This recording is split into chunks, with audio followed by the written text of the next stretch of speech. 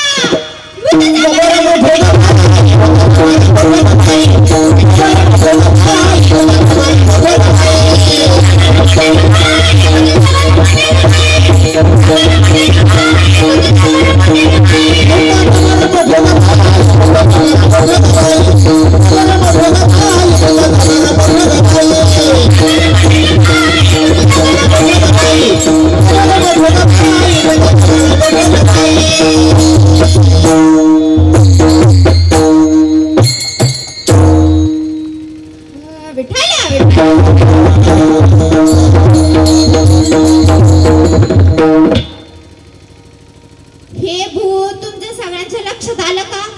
आलं का? हा, पण तुकाराम महाराजांना हे भूत सांगायचं नाही.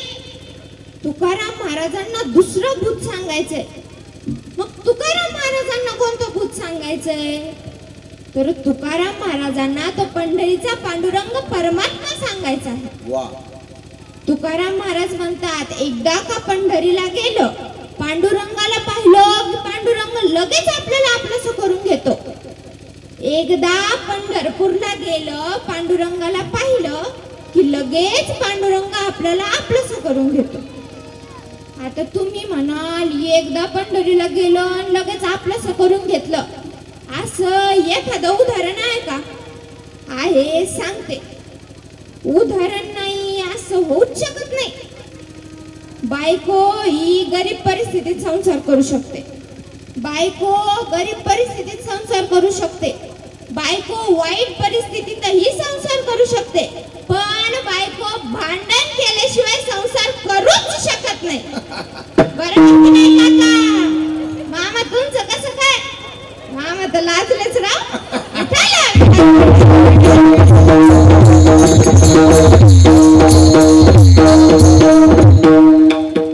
इकडं कसं काय? बरोबर ना? हे आपल्या सगळ्यांचं सारखंच आहे. आपलं नाही बाबा, माझं अजून लग्नच झालं नाही. हे तुमच्या सगळ्यांचं सारखंच आहे. संसारात भांडण असावं, संसारात भांडण असावं, पण भांडण हातपाय मोडामोडीचं नसावं. हातपाय मोडामोडीचं कळालं का? लाडक्या बहिणी, हातपाय मोडामोडीचं कळालं? हा, विठाला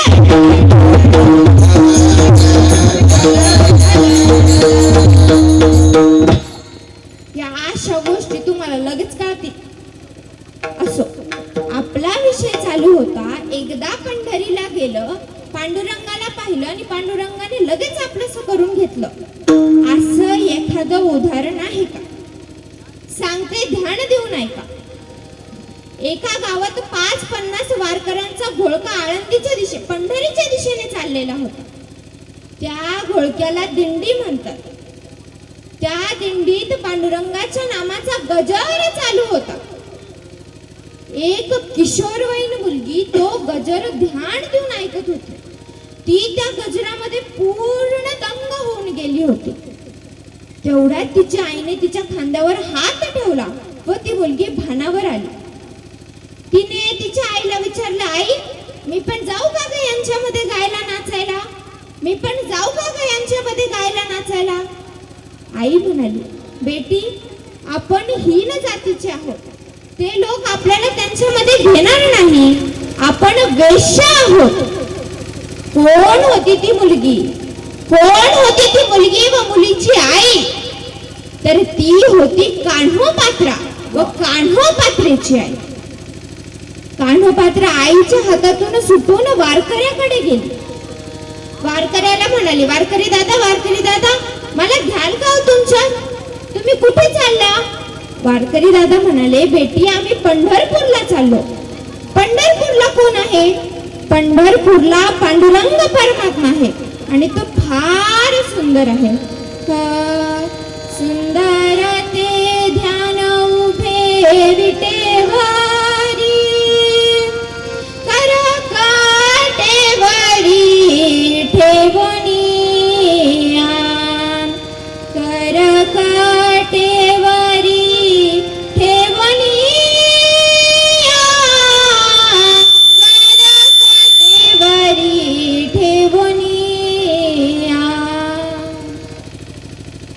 कान्होपात्रेने वारकरी दादाची परवानगी घेतली. कान्होपात्रेने आईचीही परवानगी घेतली व कान्होपात्रा दिंडीत पंढरपूरला निघाली. कान्होपात्रेच्या डोक्यात एक विचार सारखा घुमायचा, सुंदर ते ध्यान, सुंदर ते ध्यान, सुंदर ते ध्यान. खरंच हा देव एवढा सुंदर आहे का? आणि जर हा देव एवढा सुंदर असेल तर हा मग वेश्यांचा स्वीकार करेल का? असा विचार करत करत, भजन करत करत दिंडी पंढरपूरला पोहोचली. दिंडी पांडुरंगरायाच्या मंदिरासमोर पोहोचली आणि कान्होपात्रेनं पांडुरंगरायाला पाहिलं. काय आश्चर्य!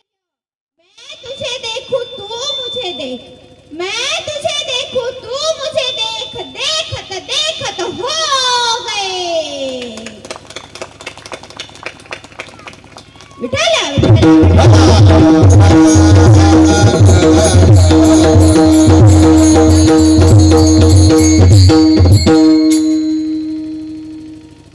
ज्याच्या डोळ्याला जशा रंगाचा चष्मा असतो त्याला समोरचं त्याच रंगाचं दिसतं.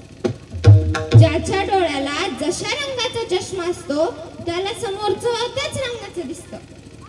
स्वभाव बताता है परिवार कैसा है, बातचीत बताती है स्वभाव कैसा है, बहस बताती है ज्ञान कैसा है, ठोकर बताती है ध्यान कैसा है, स्पर्श बताता है नियत कैसे है और ठीक वैसे ही नजर बताती है चरित्र कैसा है.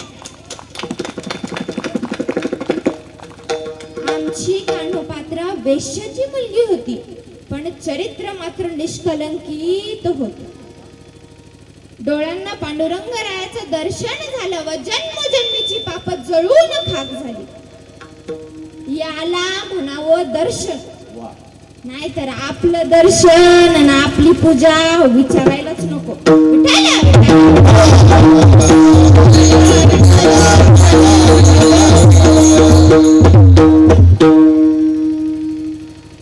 एक जण देवपूजा करत होता. देवपूजा करताना गणगोळी उघडत होता. गणगोळी उघडता उघडता रामकृष्ण हरी म्हणत होता. रामकृष्ण हरी, रामकृष्ण हरी, रामकृष्ण हरी, रामकृष्ण. अगं मला चहा ठेव. रामकृष्ण हरी, रामकृष्ण हरी, राम. आज खुरपायला लवकर जायचंय. रामकृष्ण हरी, रामकृष्ण हरी, रामकृष्ण हरी. आणि करतोय काय? पूजा. तेवढा तो विठाला विठाला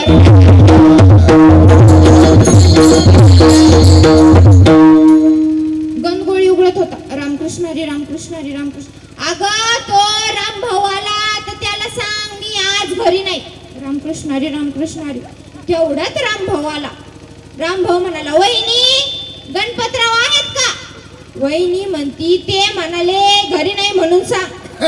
तर याला फार राग आला. रामकृष्ण हरी रामकृष्ण हरी रामकृष्ण हरी रामकृष्ण हरी. गणपतराव म्हणाला, अरे माझे तेवढे 5,000 रुपये दे. अरे माझे तेवढे 5,000 रुपये दे. हा म्हणाला, माझ्याकडं आज पैसेच नाही. त्याची बायको म्हणते, आओ तुम्ही किती विसरभोळे झालात. तुम्ही किती विसरभोळे झालात. तुमच्या खिशात नाही का 5,000चा बंडल. मग तर यांनी गणगोळीत फेकून आणली. रामकृष्ण हरी विठ्ठला.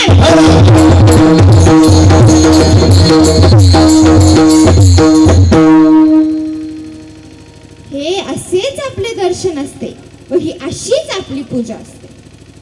कान्होपात्र्यानं पांडुरंगरायाचं दर्शन घेतलं व जन्मजन्मीची पाप जळून खाक झाली. बरवा फळला कोणा बरवा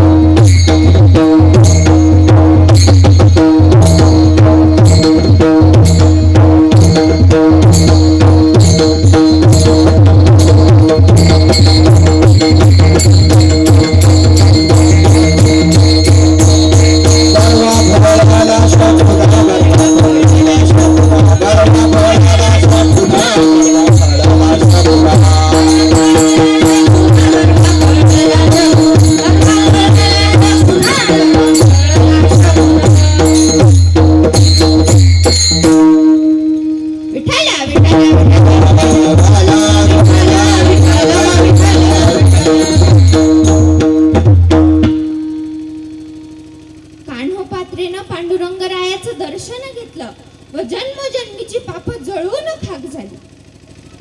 कान्होपात्रेच्या डोक्यात विचार आला, अरे हा देव सुंदर आहे हे खरं, पण हा देव कोमल आहे की नाही हे पाहू. असा विचार करून कान्होपात्रेनं पांडुरंगरायाच्या पायावर हात ठेवला व बोटाने पांडुरंगरायाचा पाय दाबला. काय आश्चर्य, पांडुरंगरायाच्या पायाला खड्डा पडला. मग कान्होपात्रेने पुन्हा पांडुरंगरायाच्या पायावर डोकं ठेवलं. जे डोकं ठेवलं ते ठेवलंच. जे डोकं ठेवलं ते ठेवलंच. बराच वेळ झाला. कान्होपात्रा डोकंच वर उचले ना.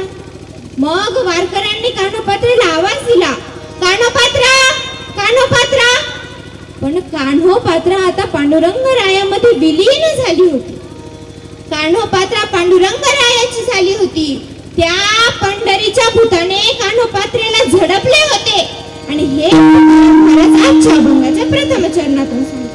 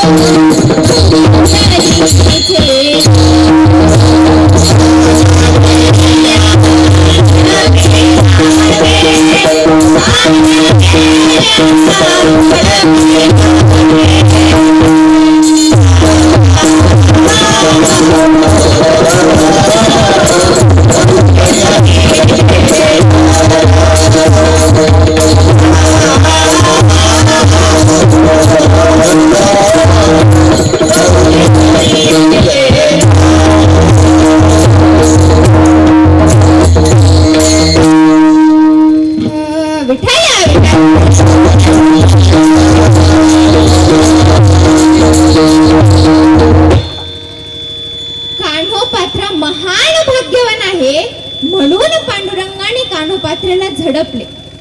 त्याचप्रमाणे तुम्ही सगळे आपण सर्व महान भाग्यवान आहोत, कारण आपण साई पालखीची मिरवणूक काढता, आपण साई सच्चरित्राचे पारायण करता, आपण साई बाबांची आरती करता, आपण साई पालखी सोहळ्यानिमित्त कीर्तनाचे आयोजन करता, त्या निमित्ताने अन्नदानाचे आयोजन करता, म्हणून तुम्ही सर्व महान भाग्यवान आहात.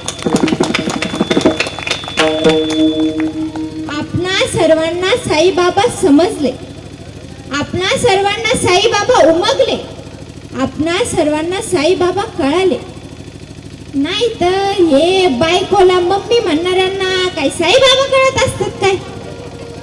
तुम्ही म्हणाल बायकोला मम्मी, बायकोला मम्मी, हा काही काही पठ्ठे बायकोला मम्मी म्हणतात. सांगते विठ्ठला,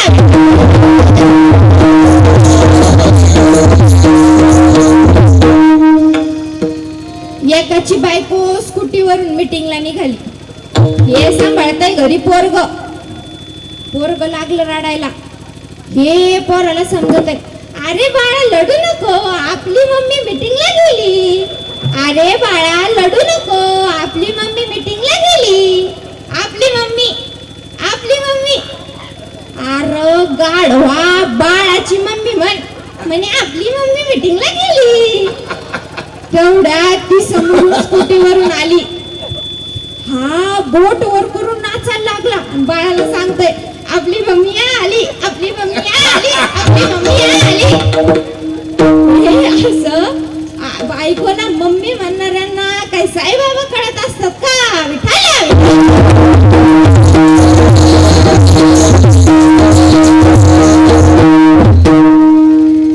साईबाबा कळण्यासाठी जन्मजन्मीचं पुण्य असावं लागतं. साईबाबांचं भक्त होण्यासाठी अनंत जन्मीचे पुण्य असावे लागते. साईबाबांच्या लीला कळण्यासाठी जन्मजन्मीचं पुण्य असावं लागतं. काय आहेत साईबाबांच्या लीला? कडुलिंबाला आला कसा गोडपाला, कडुलिंबाला आला कसा गोडपाला. झालं दंगमी, झालं दंगमी, झालं दंगमी, आहुनी.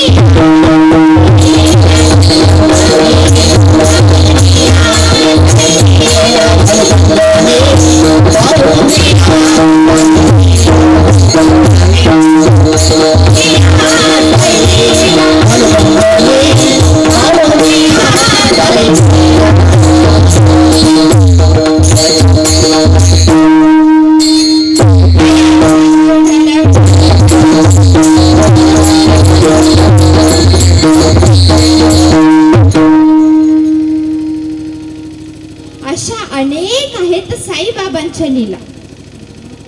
ध्यान देऊन ऐका. माणसांचे चरित्र असते, संतांचे संत चरित्र असते व देवांच्या लीला असतात. माणसांचे चरित्र असते, संतांचे संत चरित्र असते व देवांचे लीला असतात. पण साईबाबांचे संत चरित्रही आहे व साईबाबांच्या लीलाही आहेत. मग आता प्रश्न निर्माण होतो, साईबाबांचे संत चरित्र आणि लीला या दोन्ही कसं काय? याचे कारण आहे, साईबाबा संतही आहेत आणि साईबाबा देवही आहेत. हे मी माझ्या मनचं सांगत नाही, संत सांगतात, संत सांगतात. देवते संत निमित्त त्या प्रतिमा. देव आणि संत दोन्ही एकच आहेत. साईबाबा संतही आहेत आणि साईबाबा देवही आहेत. संत या जगाच्या उद्धारासाठी येतात, साईबाबा जगाच्या उद्धारासाठी आले. वा. देव धर्माच्या रक्षणासाठी येतात, साईबाबा धर्माच्या रक्षणासाठी आले. वा. संतांनी सर्वसामान्य समाजाच्या आजार, व्याधी, त्रास हे दूर केले. साईबाबांनी सर्वसामान्यांचे आजार, व्याधी आणि त्रास दूर केले. साईबाबांनी कुणाकुणाचे आजार बरे केले सांगते, ध्यान देऊन ऐका. विठ्ठला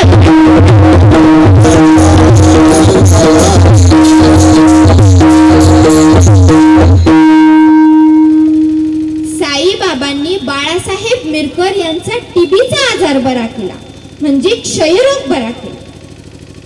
साईबाबांनी काकासाहेब दीक्षित म्हणजे हेमाडपंथ यांचा पोटाचा आजार बरा केला.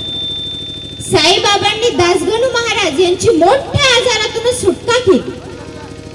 साईबाबांनी कोंडाजी पाटील यांचा डोळ्याचा आजार बरा केला. साईबाबांनी भाऊसाहेब पाटील यांचा त्वचेचा आजार बरा केला. असे अनेक जणांचे आजार साईबाबांनी केवळ उदी देऊन व आशीर्वाद देऊन बरे केले. म्हणून साईबाबा संत आहेत.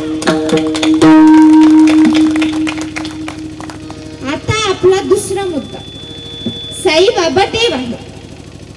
साईबाबांनी धर्माच्या रक्षणासाठी कोणती कोणती कार्य केली? साईबाबांनी सर्व धर्म समभाव या घोषवाक्याचा प्रचार प्रसार केला. सबका मालिक एक है या संदेशावरून हिंदू, मुस्लिम, शीख आणि ईसाई यांचे ऐक्य साधले. साईबाबांनी मशिदीत राहून सुद्धा रामनाम, हरिपाठ, भजन आणि कीर्तन यांना प्राधान्य दिले. साईबाबांनी कुराण, भागवत, रामायण यांनाही समान प्राधान्य दिले. साईबाबांनी अंधश्रद्धेचे कडाडून खंडन करून अंधश्रद्धा निर्मूलन केले. तुम्ही म्हणाल साईबाबांनी अंधश्रद्धा निर्मूलन नाही केले तर अंधश्रद्धा वाढवली. साईबाबांनी चमत्कार केले. चमत्कार करणे म्हणजे अंधश्रद्धा वाढवणे असं तुम्ही म्हणा. साईबाबांनी पंटीत पाणी टाकून दिवे लावले. हा चमत्कार नाही, याला प्रगत विज्ञान म्हणतात. ज्याला साधं बोलायचं कळत नाही त्याला प्रगत विज्ञान काय कळणार?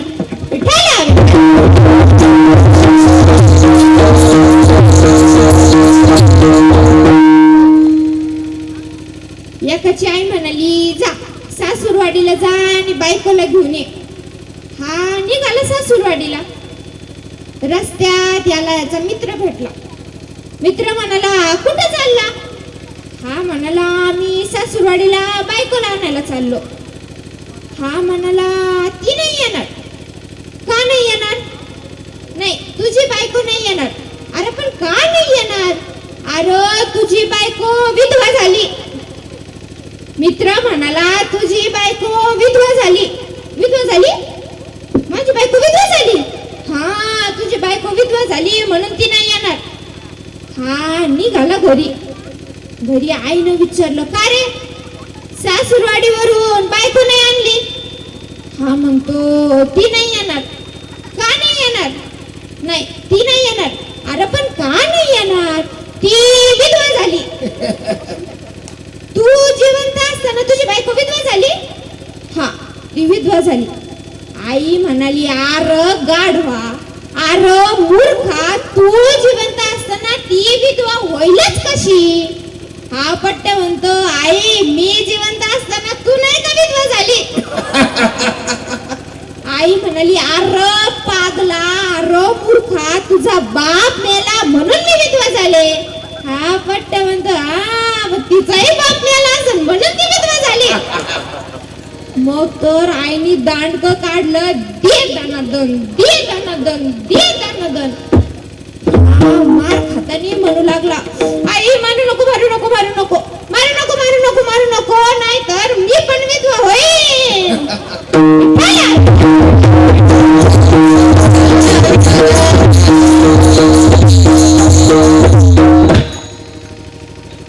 ज्याला साधं विधवा शब्दाचा अर्थ कळत नाही त्याला साईबाबांनी पंतीत पाणी ओतून दिवे लावले याच्या मागचं प्रगत विज्ञान काय करणार?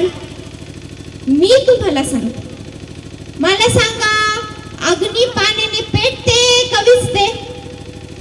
मोठ्याने सांगा, अग्नी पाण्याने पेटते का विझते? मोठ्याने सांगा. मला आवाज नाही येत, मला ह्याने आवाज येत नाही. अग्नी पाण्याने पेटते का विझते? पाणी टाकल्यावर अग्नी विझते ना? हा, विझते. तुम्ही म्हणता विझते. आता मी सांगते, ध्यान देऊन ऐका. एक मोठं धरण बांधलं. काय बांधलं? मोठं धरण बांधलं. धरण काय? त्या धरणात पाणी साठवलं. काय साठवलं? पाणी. हा, त्या धरणाच्या खालच्या बाजूला एक यंत्र लावलं. काय लावलं? यंत्र. त्या यंत्राच्या पात्यावर धरणातलं पाणी सोडलं. ते पात गोल फिरू लागलं. काय फिरू लागलं? पात फिरू लागलं. त्याच्यातून लाईट तयार झाली. ती लाईट पॉवर हाऊस मध्ये आली. पॉवर हाऊस मधून डिपीत आली. डिपीतून लाईटीच्या खांबावर आली. लाईटीच्या खांबावरून वायरीच्या माध्यमातून ती लाईट आपल्या घरात आली. आपण शिगडीची पिन खोसली, बटन दाबलं, शेगडी पेटली. पेटली का नाही? पेटली. सगळ्यांची पेटली का? पेटली. पेटली. शेगडी पेटली का? हा, पेटली. मग मला सांगा, शेगडी पेटण्याचं मुख्य कारण धरणातलं कोण? काय? पाणी. शेगडी पेटण्याचं मुख्य कारण धरणातलं काय? पाणी. शेगडी पेटण्याचं मुख्य कारण धरणातलं काय? पाणी. पाणी. शेगडी पेटली म्हणजे अग्नी पेटली. अग्नी पेटण्याचं मुख्य कारण धरणातलं काय? पाणी. मग पाण्याने अग्नी पेटते का विझते? पेटते. अरे एक उत्तर द्या. विठ्ठल.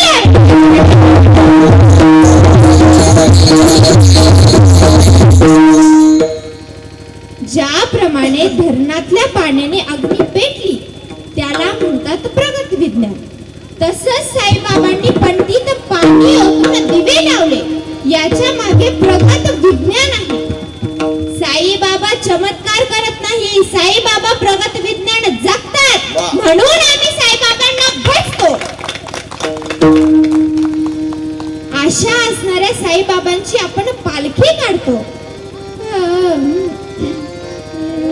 तुला खांद्यावर घेई, तुला पालखीत मिरवी, तुला खांद्यावर घेई, तुला पालखीत मिरवी. साईबाबा मी शिर्डी पायी.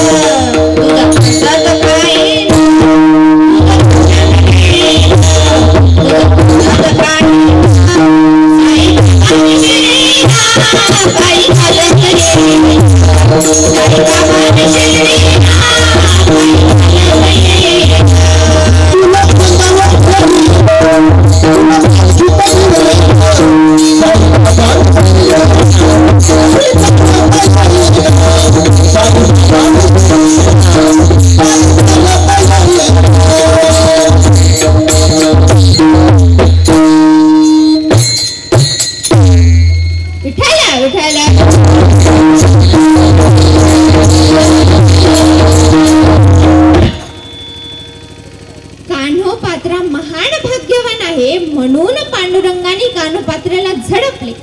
त्याचप्रमाणे तुम्ही आम्ही महान भाग्यवान आहोत म्हणून आपल्याला शिर्डीच्या साईबाबांनी झडपले. वा.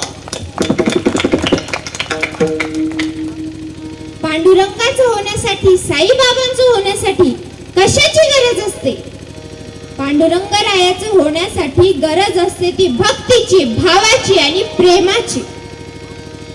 देवाचं होण्यासाठी कशाची गरज असते? भक्तीची, भावाची आणि प्रेमाची.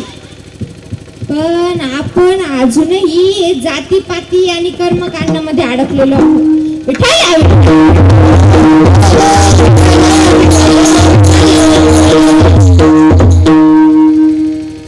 एका ब्राह्मण काकाने त्यांच्या पत्नीला विचारलं, का ग एवढं थंडगार व छान पाणी तू कुठून आणलंस? एवढं थंडगार आणि छान पाणी तू कुठून आणलंस? ती म्हणाली, शेजारच्या कुंभाराच्या घरून आणलं. कुंभाराच्या घरून आणलं? तू कुंभाराच्या घरून आणलेलं पाणी मला प्यायला दिलंस? अगं आपण शुद्ध ब्राह्मण आहोत, आपणास शूद्राचं काहीही चालत नाही. ती म्हणाली, ठीक आहे. दुसऱ्या दिवशी ब्राह्मण काका म्हणाले, अगं मला जेवायला दे. ती म्हणाली, नाही जेवण नाही. का जेवण नाही? ती म्हणाली, अहो चूल त्या कुंभाराने बनवलेली होती, शूद्राने बनवलेली होती, मग मी ती चूल फेकून दिली. आणि तवा ही लोहाराने बनवलेला होता ना, म्हणजे शूद्राने बनवलेला होता, मग मी तवाही फेकून दिला. आपण शुद्ध ब्राह्मण आहोत, आपणास शूद्राचं काहीही चालत नाही. ब्राह्मण काका म्हणाले, वेडी बेडी झालीस की काय ग? ब्राह्मण काका म्हणाले, बर जाऊ दे, मला दूध आण, मला ग्लास भरून दूध आण प्यायला. ती म्हणाली, नाही दूधही नाही. का? दूध का नाही? अहो दूध आपल्याला त्या शूद्र गवळ्याने दिलेलं होतं ना, आणि आपण शुद्ध ब्राह्मण आहोत, आपणास शूद्राचं काहीही चालत नाही, म्हणून मी दूधच नाही घेतलं. ब्राह्मण काका म्हणाले, बरं जाऊ दे, मला झोपायला बाज टाक, खाट टाक. ती म्हणाली, नाही मी त्या बाजीचे लाकडं मोडून तोडून बाज फेकून दिली आणि त्या गोधड्याही फेकून दिल्या, कारण त्या शूद्रांनीच बनवलेल्या होत्या ना, आणि आपण शुद्ध ब्राह्मण आहोत, आपणास शूद्राचं काहीही चालत नाही. ब्राह्मण काका म्हणाले, अगो तू काय वेडी बेडी झालीस की काय ग? ब्राह्मण काका म्हणाले, बर जाऊ दे, मी बाहेर चाललो, मला घालायला चप्पल आण. ती म्हणाली, नाही चप्पलही नाही. का? हो ती चप्पल पण शूद्र चांभाराने बनवलेली होती ना, मग मी ती चप्पलही फेकून दिली, मग चप्पलही नाही. ब्राह्मण काकाने हळूच मागे वळून पाहिलं. अरे इथल्या धान्याच्या गोण्या कुठे गेल्या? अरे इथलं सगळं धान्य कुठे गेलं? ती म्हणाली, ते धान्य शूद्र कुणब्यांनी आपल्याला दिलेलं होतं ना, मग मी ते धान्य सगळ्यांना दान देऊन टाकलं. आता तर ब्राह्मण काकाने डोक्यालाच हात लावला. ब्राह्मण काकाने घरात वळून बघितलं. ब्राह्मण काका म्हणाले, अगं ह्या एवढा कचरा का, तू झाडून तरी घे ना. ती म्हणाली, नाही मी झाडूही फेकून दिला, तो शूद्रानेच बनवलेला होता ना, आणि आपण शुद्ध ब्राह्मण आहोत, आपणास शूद्राचं काहीही चालत नाही. मग तर ब्राह्मण काका मोठ्या मोठ्याने रडायलाच लागले. लुटलो रे लुटलो, लुटलो रे लुटलो, आता तर फक्त घरच राहिलं. पत्नी म्हणाली, पतिराज मी तुमच्या शब्दाच्या बाहेर अजिबात नाही, मी हे घरही लोकांना दान देऊन टाकलं, कारण हे घरही शूद्रांनीच बनवलेलं होतं ना. चला चला, आता इथं काय शूद्रांच्या घरी भिक्षा मागून खायची का काय? चला आपल्या जंगलात राहायला. ब्राह्मण काका मोठ्या मोठ्याने रडू लागले. पत्नी म्हणाली, पतिराज या समाजातील प्रत्येक माणसाने समाजासाठी काही ना काहीतरी बनवून दिलेलं आहे, तुम्ही या समाजासाठी काय दिलं? तेव्हा ब्राह्मण काका म्हणाले, मी या समाजासाठी काहीच नाही दिलं, मला माफ कर ग माझी आई विठाला.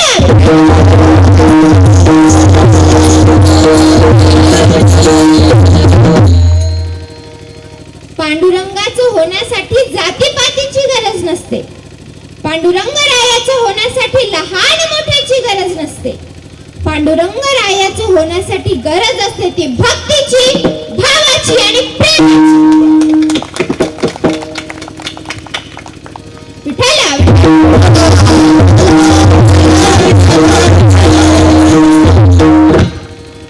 भगवंतानी विदुराच्या हातच्या कण्या खाल्ल्या.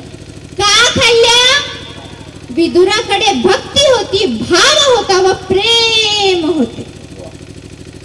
भगवंतानी नामदेवरायांच्या हातून भोजन केले. का केले? नामदेवरायांकडे भक्ती होती, भाव होता व प्रेम होते. भगवंताने विदुराच्या पत्नीच्या हातून केळाची साल खाल्ली. का खाल्ली? विदुराच्या पत्नीकडे भक्ती होते, भाव होता व प्रेम होते. भगवंताने द्रौपदीच्या हातून भाजीपान खाल्ले. का खाल्ले? द्रौपदीकडे भक्ती होती, भाव होता व प्रेम होते. भगवंताने द्रौपदीच्या हातून भाजीपान केव्हा खाल्ले? जेव्हा द्रौपदीने भगवंताचा धावा केला. कोठे गुंतलासी द्वारकेच्या राया, कोठे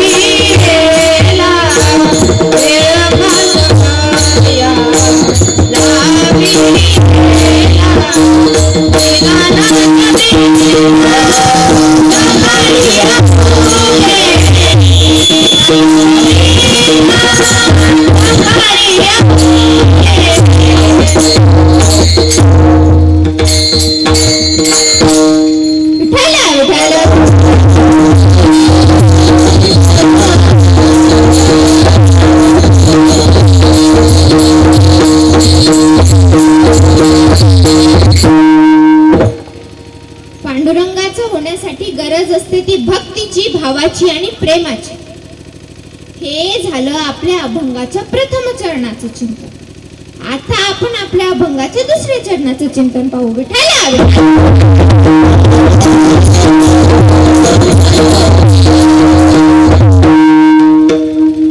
अभंगाच्या दुसऱ्या चरणाचं चिंतन पाहत असताना एक प्रश्न निर्माण होतो की पांडुरंगानेच आपल्याला आपलंसं का करावं? पांडुरंगानेच आपल्याला आपलंसं का करावं? याचे उत्तर आहे, सांगते, ध्यान देऊन ऐका. पांडुरंग हा सर्वात श्रेष्ठ देव आहे. पंढरी हे सर्वात श्रेष्ठ क्षेत्र आहे व चंद्रभागा हे सर्वात श्रेष्ठ तीर्थ आहे.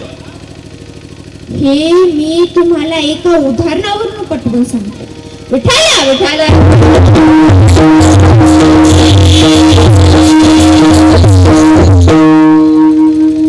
88,000 ऋषींना स्कंदमुनी उपदेश करत होते. स्कंदमुनी प्रत्येक तीर्थक्षेत्राचा महिमा सांगत होते, प्रत्येक तीर्थक्षेत्राची माहिती सांगत होते. एक ऋषी म्हणाले, स्कंदमुनी, तुम्ही या सर्व तीर्थक्षेत्रांचा महिमा सांगितला, पण या सगळ्या तीर्थक्षेत्रामध्ये काही ना काहीतरी कमतरता आहे, काही ना काहीतरी उणीव आहे. असं एखादं तीर्थक्षेत्र आहे का की जिथे कसलाच त्रास नाही आणि कसलीच उणीवही नाही? पहिले ऋषी म्हणाले, स्कंद मुनी, तुम्ही गंगेचा महिमा सांगितला, पण गंगेचे पाणी फार थंड आहे. गंगेच्या पाण्यात रेतीचे सूक्ष्म कण आहेत, ज्यांनी आपल्या शरीराला इजा होण्याची दाट शक्यता असते. इथं आम्हाला साधी सर्दी सहन होत नाही. एवढी थंडी कुठे सहन व्हायची?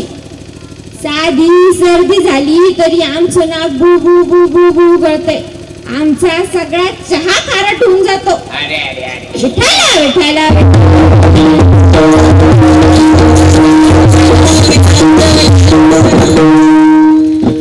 गंगेचे पाणी फार थंड आहे, हा गंगेचा दोष आहे. दुसरे ऋषी म्हणाले, स्कंद मुनी, तुम्ही काशीचा महिमा सांगितला, काशीमध्ये मुक्तीसाठी मरावं लागतं. काशीमध्ये मुक्तीसाठी मरावं लागतं, हा काशीचा दोष आहे. तिसरे ऋषी म्हणाले, स्कंद मुनी, तुम्ही गयेचा महिमा सांगितला, गयेमध्ये पिंडदान करावं लागतं. एका कलियुगातल्या म्हाताऱ्याचा मुलगा शहरात नोकरी करत होता. तो म्हातारा आजारी होता तरी भेटायला आला नाही. म्हातारा मेला तरी भेटायला आला नाही, सावळायला आलं नाही आणि कशालाच आलं नाही. मग गावकऱ्यांनी त्याला फोन करून त्याला चांगला तासाडला. त्याला म्हणाले, अरे तू बाप आजारी असताना आला नाही, बाप मेला तरी आला नाही, निदान पिंड पाडायला तरी ये ना. मग हा पिंड पाडायला आला. आता ह्यो कधी कोणाच्या कार्याला जात नाही, मग याच्या कार्याला कोण येणार? कोण नाही. एक ब्राह्मण काका आणि एक नाभी दादा यांनी रस्त्याने जाताना एका फेट्यावाल्या बाबाला विचारलं, बाबा बाबा बाबा, पिंड कसं पाडायचं? पिंड कसं पाडायचं असतं? बाबा म्हणाले, अरे काय नाही, सोपं आहे. ब्राह्मण काका म्हणतील तसं तसं म्हणायचं आणि ब्राह्मण काका करतील तसं तसं करायचं. ब्राह्मण काका म्हणतील तसं तसं म्हणायचं आणि ब्राह्मण काका करतील तसं तसं करायचं. हा गेला पिंड पाडायला. ब्राह्मण काका हा बसले. ब्राह्मण काका म्हणाले, डोळ्याला पाणी लाव. याला वाटलं हा असंच म्हणावं लागतंय. हा म्हणतो, डोळ्याला पाणी लाव. ब्राह्मण काका म्हणाले, अरे माझ्या नाही, तुझ्या डोळ्याला पाणी लाव. याला वाटलं असंच म्हणावं लागतंय. हा म्हणतो, अरे माझ्या डोळ्याला नाही, तुझ्याच डोळ्याला पाणी लाव. ब्राह्मण काका म्हणाले, अरे माझ्या बापाचं पिंड नाही पाडायचं, तुझ्या बापाचं पिंड पाडायचंय. याला वाटलं असंच म्हणावं लागतं. हा म्हणतो, अरे माझ्या बापाचं पिंड नाही पाडायचं, तुझ्याच बापाचं पिंड पाडायचंय. ब्राह्मण काकाला राग आला. ब्राह्मण काका म्हणाले, ए नीट बोल नाही तर देईन एक ठेवून. याला वाटलं पिंड पाडायला असंच म्हणावं लागतं. हा म्हणतो, ए नीट बोल नाही तर देईन एक ठेवून. ब्राह्मण काकाला आता खरोखर राग आला. ब्राह्मण काकांनी दिली एक ठेवून. याला वाटलं पिंड पाडायला असंच करावं लागतं. या नाही ब्राह्मण काकाला दिली एक ठेवून. ब्राह्मण काका उलटून पडला. ब्राह्मण विचार केला, याच्या नादी लागण्यात काही उपयोग नाही. ब्राह्मण काकाने आपलं सामान घेतलं आणि चकट धूम पडाले. हाही ब्राह्मण काकाच्या मागे चकट विठाला विठाला.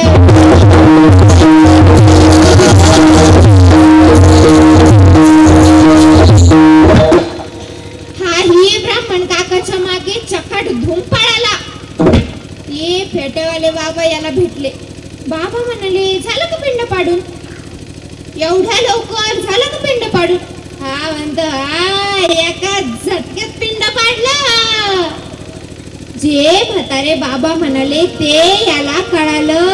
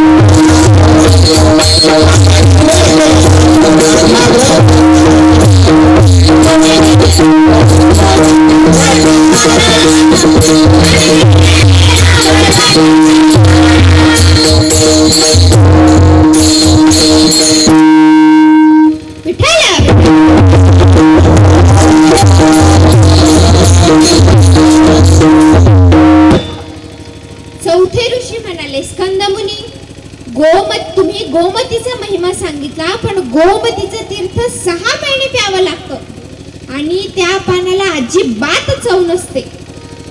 ते तीर्थ 6 महिने प्यावं लागतं, हा गोमतीचा दोष आहे. 5वे ऋषी म्हणाले, स्कंदमुनी, तुम्ही कुरुक्षेत्राचा महिमा सांगितला, पण कुरुक्षेत्रामध्ये सोनं नाणं दान करावं लागतं आणि दान म्हणलं का आमच्या मानच कापतात. आम्हाला फक्त घ्यायचं माहिती आहे, द्यायचं काही माहिती नाही. 6वे ऋषी म्हणाले, स्कंदमुनी, तुम्ही भगवान बालाजींचा महिमा सांगितला, पण भगवान बालाजींना डोक्याचे केस अर्पण करावे लागतात, सौंदर्य अर्पण करावं लागतं, हा त्यांचा दोष आहे. 8वे ऋषी म्हणाले, स्कंदमुनी, तुम्ही हिमालय, बद्रीनाथ, केदारनाथ या सगळ्यांचा महिमा सांगितला, पण या ठिकाणी फार थंडी असते, अतिशय थंडी असते. एवढ्या थंडीने आम्ही मरून जाऊ ना. स्कंदमुनी, असं एखादं तीर्थक्षेत्र आहे का जिथे कुठलाही त्रास नाही, कुठलीही कमतरता नाही आणि कुठलीही उणीव नाही? स्कंदमुनी म्हणाले, असं तीर्थक्षेत्र तर मला माहित नाही, आपण भोले बाबांना जाऊन विचारू. मग 88,000 ऋषी व स्कंदमुनी भोले बाबांकडे गेले. आता जाऊ कैलासा सगळं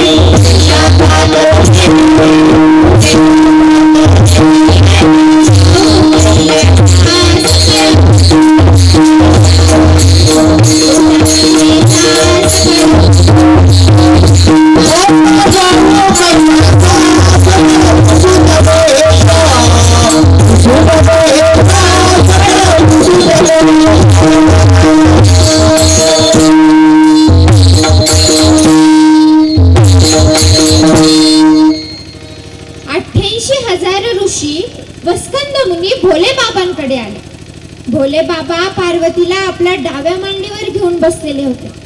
स्कंदमुनी म्हणाले, भोले बाबा, कुठलाही त्रास नाही, कुठली उणीव नाही आणि कुठलीही कमतरता नाही, असं एखादं तीर्थक्षेत्र आहे का? भोले बाबा म्हणाले, हो आहे, सांगतो. विठाला विठाला.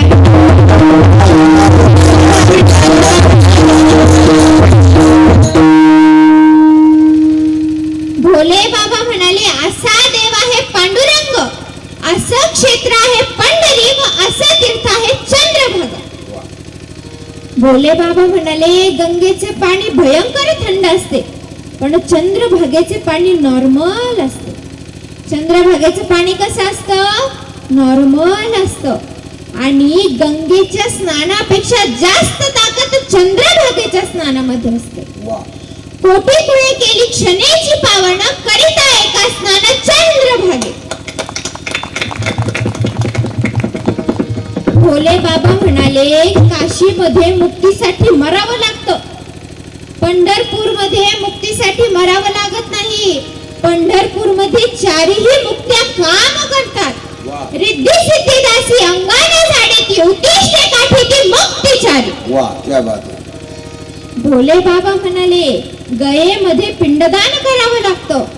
पंढरपूरमध्ये पिंडदान करावं लागत नाही.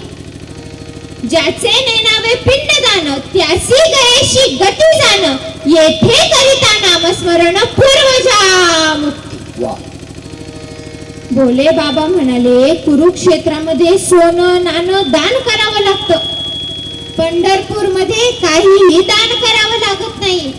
येथे एक शीद अन्न जरी दिलं तरी कोटी गुणांचा उद्धार होतो.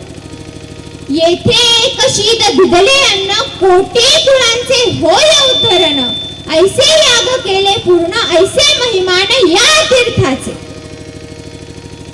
भोले बाबा म्हणतात, भगवान जगन्नाथांना हात नाही, पांडुरंग रायाचे हात कटेवर आहे. सुंदर ते ध्यान उभे विटेवरी, कर कटेवरी ठेवोनी. भोले बाबा म्हणाले, भगवान बालाजींना डोक्याचे केस अर्पण करावे लागतात. पांडुरंगाला काहीच अर्पण करावं लागत नाही. काही न लगे एक भावाची कारण, तुका म्हणे आन विठ्ठलाची. क्या बात है. वा. भोले बाबा म्हणाले, हिमालय, बद्रीनाथ, केदारनाथ इथे फार थंडी असते. पंढरपूर मध्ये जास्त थंडीही नसते आणि जास्त उष्णताही नसते. पंढरपूरचे वातावरण अगदी छान असते. म्हणून मी आणि पार्वती सदैव पंढरपूर मध्ये वास करतो.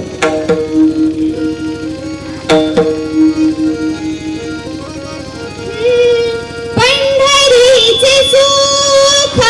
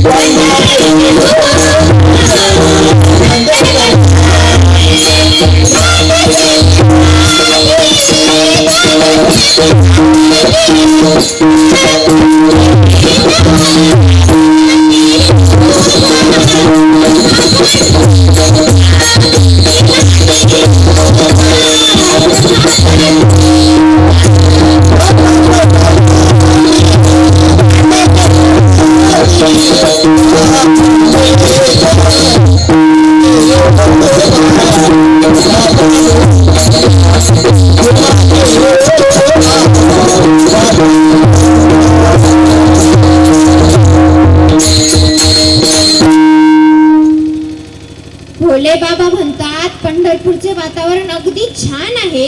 म्हणून मी आणि पार्वती सदैव पंढरपूर मध्ये वास करतो. पंढरपूरचं वातावरण एवढं छान आहे की पंढरपूर मध्ये गेलं की मन अगदी वेडावून जातं, भारावून जातं. आणि हेच तुकाराम महाराज आजच्या अभंगाच्या दुसऱ्या चरणात सांगतात.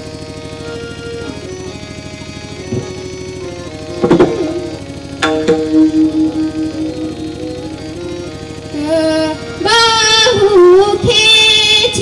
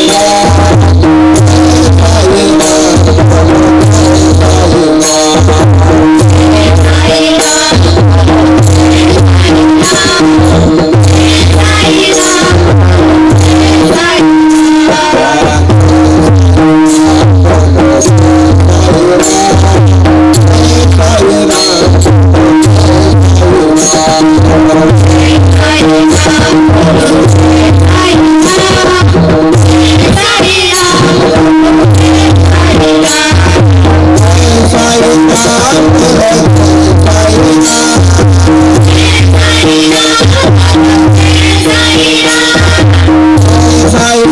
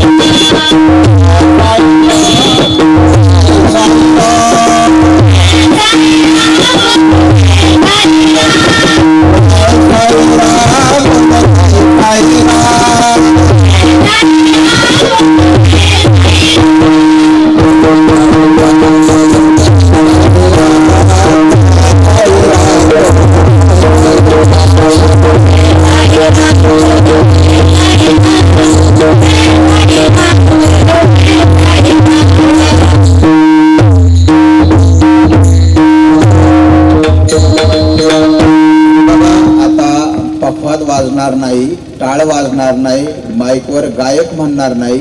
मी पुढं म्हणणार, तुम्ही बसलेले सर्व श्रोत्यांनी अगदी सुंदर भजन करायचं. भजन का करायचं? आपल्या घरामध्ये धन द्रव्य यावं, लक्ष्मी यावी म्हणून भजन करायचं. आपल्या घरामध्ये ज्या आडी अडचणी आहेत त्या अडचणी नष्ट व्हाव्यात म्हणून भजन करायचं. आपल्याकडं पुण्याचा साठा व्हावा म्हणून भजन करायचं.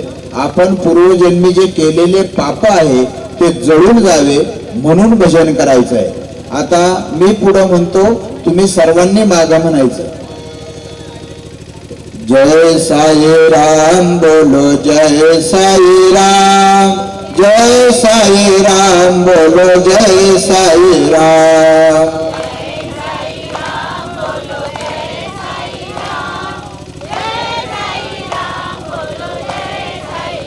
वा, किती छान भजन करता. आणखीन एक सांगू, ज्याच्या पूर्वजन्मीचं पुण्य जास्त असेल त्याचाच आवाज मोठा निघतो. ज्याचे पूर्वजन्मीचे पाप जास्त असतील त्याची टाळीही मोठ्या आवाजात वाजणार नाही आणि भजनही मोठ्या आवाजात येत नसतं. जय साई राम बोलो, जय साई राम, जय साई राम बोलो, जय साई राम.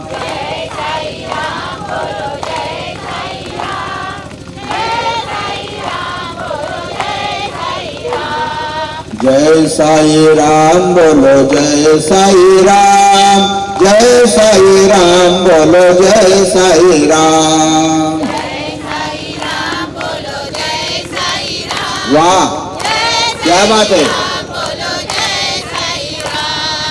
जय साई राम बोलो, जय साई राम. पुरुष,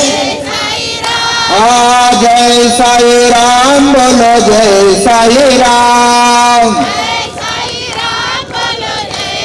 वर हात करो. जय साई राम बोलो, जय साई राम, जय साई राम बोलो, जय साई राम.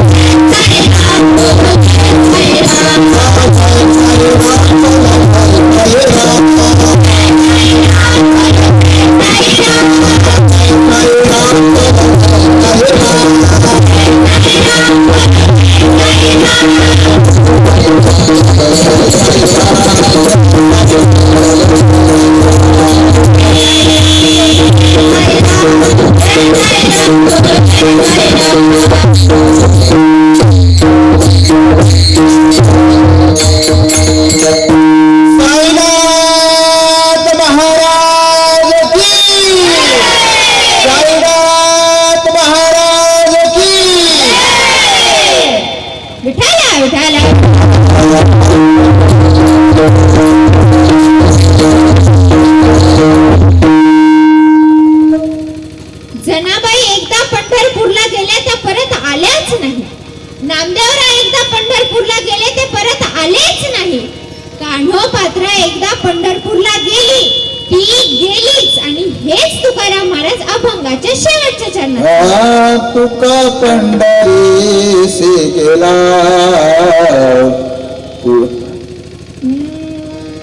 तुका पंढरी गेला, तुका पंढरीसी